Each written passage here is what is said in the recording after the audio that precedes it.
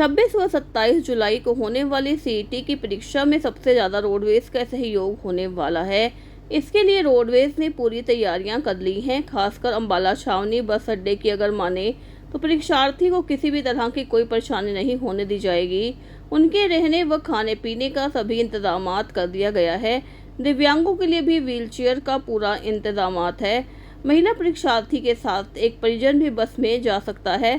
Ambala roadways ने CET की परीक्षा के लिए पूरी कमर कसी हुई है। वो कई दिनों से अपनी बसों का शेड्यूल बना रहे हैं और अब पूरी तरह से तैयारी है। कल होने वाली परीक्षा में सभी तैयारियां पूरी कर ली गई हैं। अंबाला छावनी के बस अड्डा इंचार्ज विजेंद्र सिंह ने बताया कि उन्होंने सभी तैयारियां पूरी कर ली हैं। अंबाला छावनी अड्डे से ही 30 बसें तैयार हैं और अगर ज़्यादा बसों की ज़रूरत पड़ी तो और भी मंगवा ली जाएंगी। उन्होंने बताया कि जैसे ही परीक्षार्थी आएंगे तभी उन्हें बसों में बिठाकर बसों को रवाना कर दिया जाएगा और जो परीक्षार्थी रात को आएंगे उनके रुकने व खाने की व्यवस्था भी कर दी गई है। उन्होंने कहा अगर कोई दिव्यांग आते हैं यो उनके लिए व्हीलचेयर का भी इंतजामात है।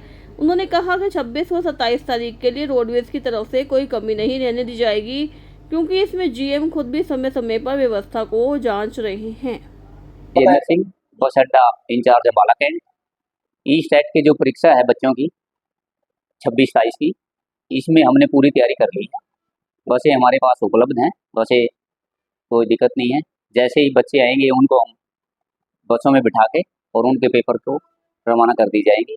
और हमारे पे अगर जो रात को बच्चे रुकने के लिए भी आएंगे तो कमरे हमारे पास तैयार हैं, उसमें रोका जाएगा और हमने खाने की व्यवस्था भी कर दी है। और दिव्यांगों के लिए भी हमारे पर व्हील चेयर है, व्हील चेयर में बिठा के उनको उनकी सीट पे बिठा के पेपर के लिए हम भेज देंगे।